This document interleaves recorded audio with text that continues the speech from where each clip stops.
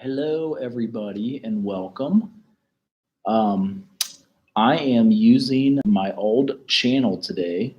The videos from Monday and stuff should be up, but for today, I'm on the old channel because I was going to finish doing um, the white oleander in class and then some of late adulthood. So we're kind of getting towards the end as you're finishing your final presentations and also finishing your um, final papers, which will be in 2 weeks. It's the 16th. Yeah, they're due on Friday in 2 weeks. So doing your presentations live, being filmed in a PowerPoint, kind of like we're showing right here, because now we're in late adulthood. And then today, finishing white oleander. I'm not going to film any of that. You have the link for it. Because it's set up for class. And please do finish that. And then you can see what needs to be complete at the bottom of class. So we're kind of getting to white oleander. I don't have due until next week. It's on Tubby TV. So you can get into that. I just opened it from the link, so it is working. You can also watch it on YouTube. So that's kind of the update for today. Now, as we were starting out, integrity versus despair for the final years of life. So in this stage of life, you become reflective. It's kind of retirement age. So that is definitely 60s. So I know the other one we were saying could range 20s, 30s, and then the one after that, 40s.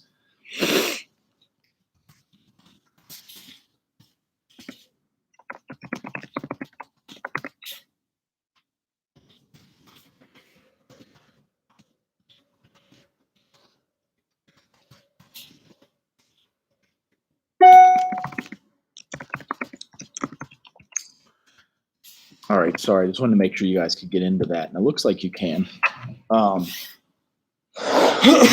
So, people become more reflective. You have an evaluation of your life. You just kind of like, start thinking about things, especially 50, 60, 70, We do live longer due to better health. 85 plus is the fastest growing age group. Now, the past 2 years, that has been changing. Our life expectancy has gone down the past 2 years, mainly because of the pandemic, and then also the years before that because of the heroin epidemic. So, also, number of older minorities are increasing faster than older whites. So there's a need for us as social workers to help enhance the quality of life and then assist in navigating the systems. Today, I presented in a Ohio Aging Conference. So,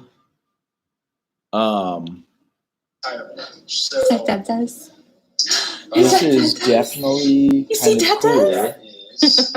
Doing the full range of life and seeing everything going on. It is interesting, seeing folks doing things. We're trying to enhance their life and then assist in navigating the system. So with the heroin epidemic, we have tried to help out with, there's some grandparents raising grandchildren. And that's what our presentation was on today. I did present it in a previous class. I'm happy to share that again, but it was kind of our last PowerPoint about grandparents being raised by grandchildren. And there is quite a bit now. There's actually 1 billion grandparents raising grandchildren. So I don't know if that's like 500 million kids that are being raised by their grandparents because there would be two of them, or if there's more. But that's kind of the growing trend because folks are living longer and there is a heroin epidemic. So from the social dimension, you guys can't see this. It shows that we have more step families. So over 50% of families are remarried or recoupled. So again, the question for us as social workers, how can we help with folks that are, and this is the last PowerPoint if that angle is no good, how can we help them be successful and transition to that? Also, planning for remarriage, so finances and resolving any ghosts. So anticipate parenting changes and decisions. And as a social worker, this is what we can help with. Marriage quality. There is strong bond that creates a stable home.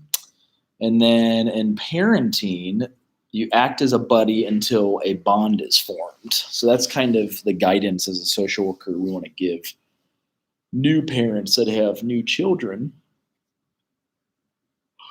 after a remarriage. I'm sorry, got up early for the conference and interview this morning, so it's been a long day already. There is also step parents and child relationships. Verbal affection rather than physical. Boys are more accepting of a new stepfather. Girls are usually not. And then non-custodial parent issues. One of them is that frequent visits are better. Don't talk about the ex-spouse. There will always be something at the private practice. I have a lot of kids that I work with after a divorce, and there is certainly trauma from that. So helping them work through that is important. Excuse me. So then next, intimate relationships, launching children.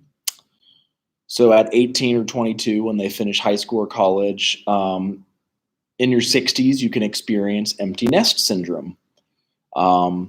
I personally would be 18 when my first graduates from high school, and probably I'll be 60 when she's 18, and then I'll be 61 when he's 18. The marital satisfaction increases because there's more time for one another. The role overload decreases. So marital life is central now, companionship and loyalty. Ideally, you have more money now. I would beg to differ. This is old research written during the Great Recession. So they didn't take into account those statistics from 2009 and 2010. Or maybe they have more money, but it's worth less. And then greater fulfillment in personal relationships boost confidence in sexual attraction is one of the stats from the book. About 1/4 of marriages, half for gay men have an affair, not because of a bad marriage, desire for excitement, emotionally attached to spouse, 83% women and 58% for men is the research on that. No emotional attachment to extramarital partner, 26% men, and then 3% for women. Men with or without affairs equally satisfied with marriage. Then caregiver and caregiving loss, the sandwich generation. So some of you may have kids and you're also at the same time taking care of your parents. So I had a video on the sandwich generation and I wanted to get into that. So I am copying it for you. Sometimes it lets me just like copy and then search. So we're going to go with that.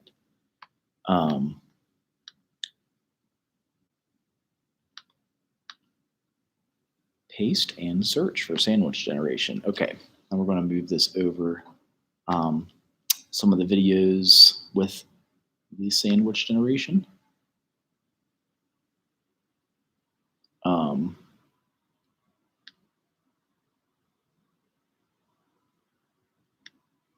if I can get this one to move.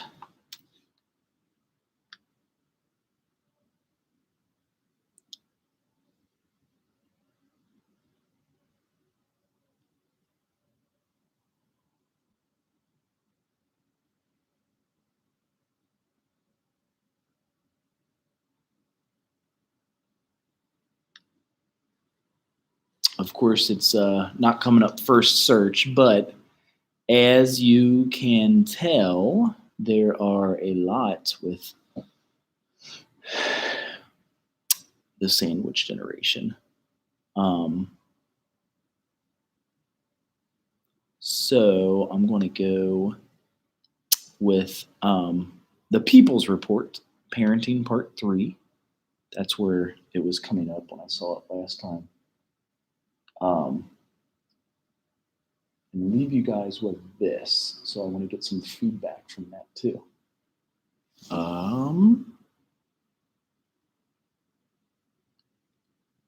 Ain't going like any other reason. I mean, them being, doing what they want to do and not seeing their kid. I don't honor that. So Our parents wasn't raised on that. They was raised in poverty. They was raised in all of bullying, and it was our parents that was raised in all that. And I mean, in that generation started popping them teens out early, when they was teenagers and all that. Then them teens started popping them out early. So our generations got bunched in together. So we have created a generation, actually 2 or 3 of them, who never knew what it was like to have your mother and father come in and kiss you good night. They don't understand that. And I'm not saying that they don't love their children. It's just that the way you love your children, and I found that out the hard way. Yeah, he probably told me that. It's their perception of how you love them. In my day, it was, you know what, we might have been, we weren't even poor. We weren't poor, we were, okay, that's all there is to it. But we knew that when we got home, somebody was there. Either my grandmother or my grandmother's mother was there for me. They don't know what they're going to find out when they roll into homes. I always say that I love my father more because he was an absent parent. And my mother was a disciplined action. She was the man and the mom and the dad in the home. So whenever I saw my dad, don't get me wrong, my dad came to Delaware. When he was in Delaware, he saw us. But like she was talking about, a 15-minute visit to a child is the most exciting thing. But as I'm growing up, I'm like, my dad wasn't there for me. And I hated him for it for a very, very long time. I had to come to grip with that, saying that the issue that me and my dad had wasn't really with me and my dad. My issue was with my mother and my dad. Them two couldn't come to an agreement. So because them two couldn't come to an agreement just to stay in the sight of each other, they didn't have to talk. To stay in the sight, to transfer one child to a car and then put the other, because they couldn't. I missed out on having 2 parents. You have a baby and you're together. It's a partnership, and it takes the strength of a mother, but the love. It takes the strength of the father, but the love of the mother to raise a child, raise a great child, a good person. But if you don't have both there, not all the time, but most of the time, the child will be mentally unbalanced. Why? I understand it now. I understand why my dad wasn't there, and I understand why my mom wasn't there. But is it right? No, it's not. Because I don't care if you have 16 kids. If you can't be there and give the same amount of your children the same amount of time together, stop making them. That's why you see a lot of people having kids, because they need that essence of like somebody really wants them and needs them in their life, and they never really had that except when their mom was there. Once their moms go, they lose all that sense of like love. Never told to you that guy's gonna stay with you just because he got you pregnant. So yes, is it stupid to keep on laying down with him? Yes, but you try to keep hope alive, and you still love the person. If you're not in love with that person, you know you wouldn't be giving the body back up to that person. But you still in love, and you still hoping and thinking instead of just going out there and getting somebody else that can just change. When they start sleeping back with the mother, then all of a sudden it's visitations. You see them with their kids or whatever the case may be. And it puts the mother in an awkward situation because you feel like My kids don't get to know their dad unless we're laying up. Then you feel like I can't move on because I'm not going to mess with this person and that one. And then they get you pregnant again. So now you're on to your third child, and it's just a mess.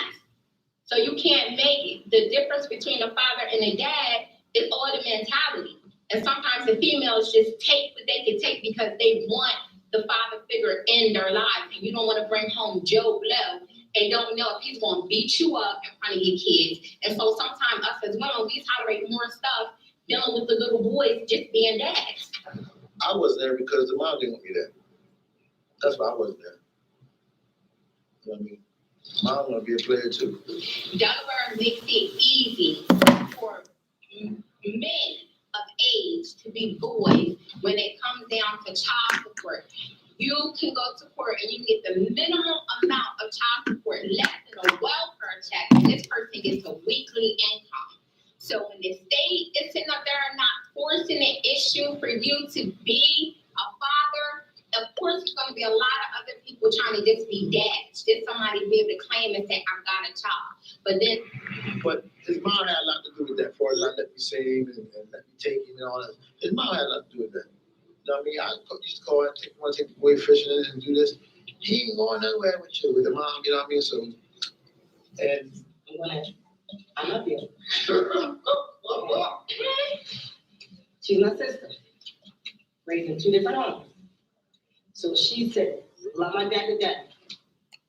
Didn't raise me.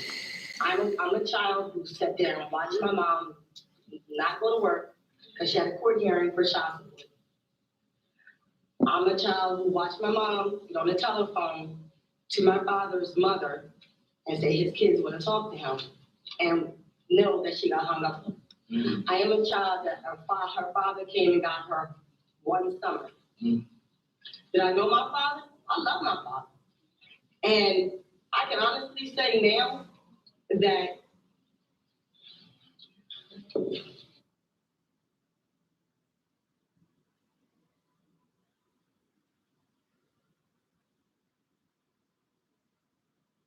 All right, so this is Dr. Payne's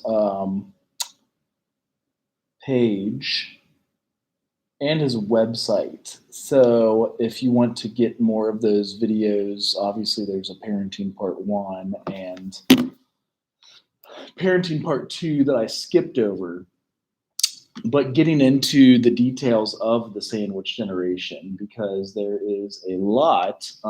Here's Dr. Payne on also Twitter. And he is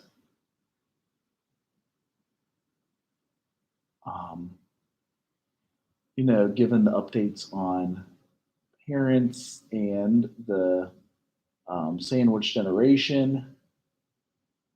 And oh yeah, I guess I actually go to his videos. So, getting into those details, he does have a whole movie. So the Hearts and Minds film, civic engagement through cinematic arts.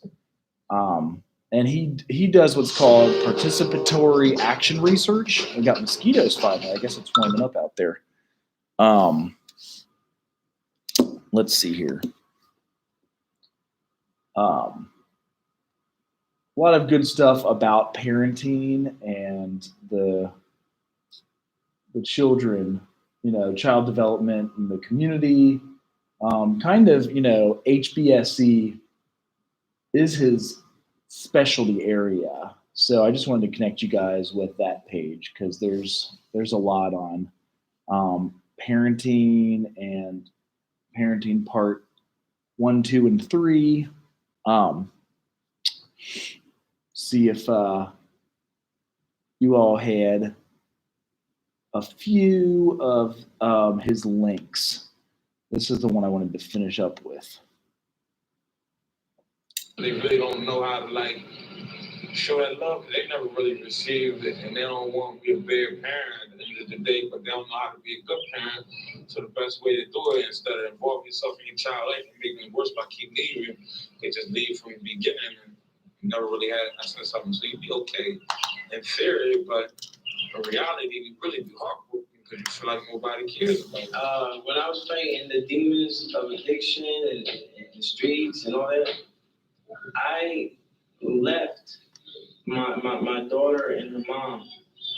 You know, not because I didn't want to be with them, but because I wanted to protect them from watching me self-destruct.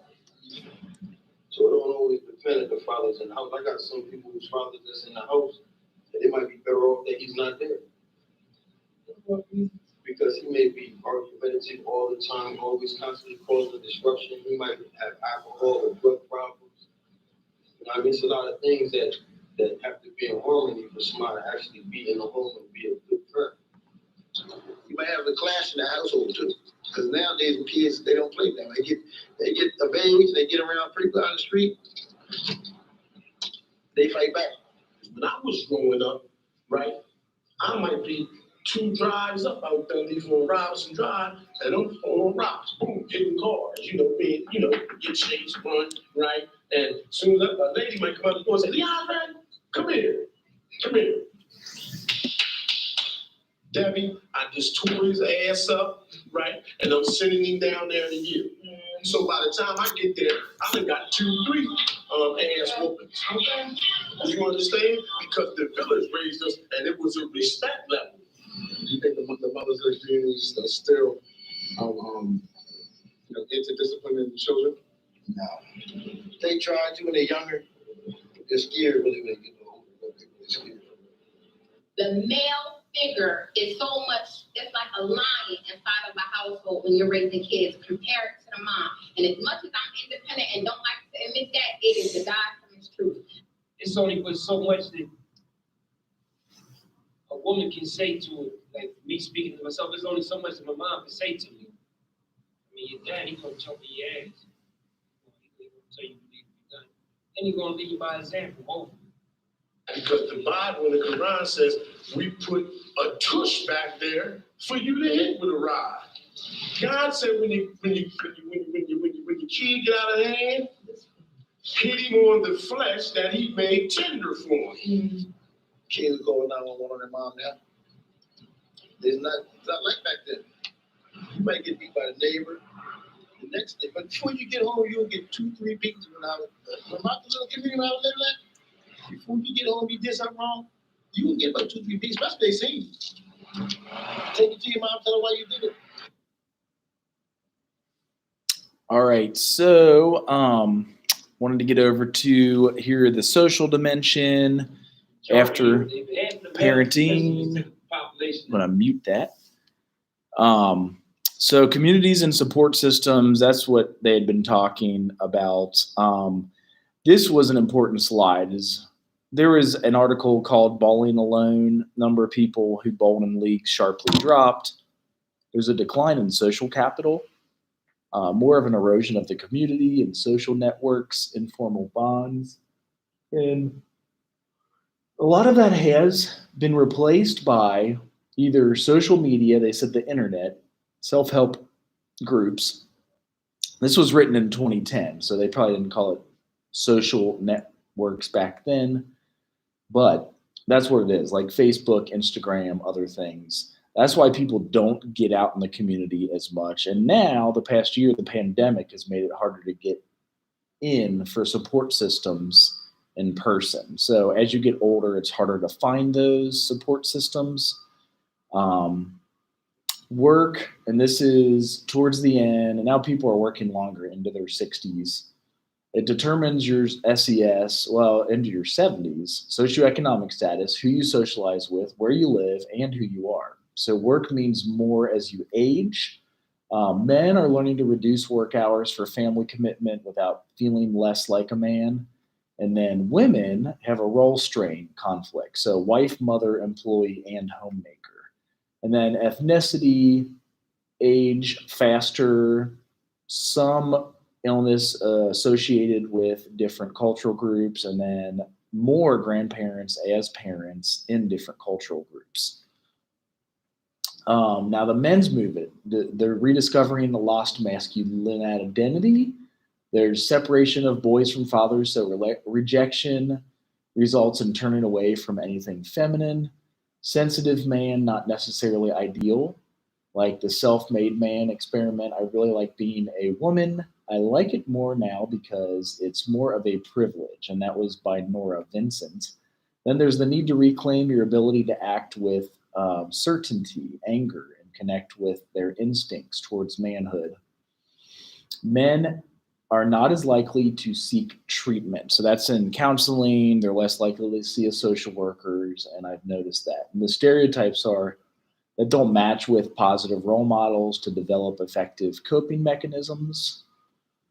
Strengths are some of them have a variety of social roles. Friendships deepen as you get older. Parents have an improved relationship with their children who have left the home when they're 18 to 22, and then greater pay and higher status in your job, ideally.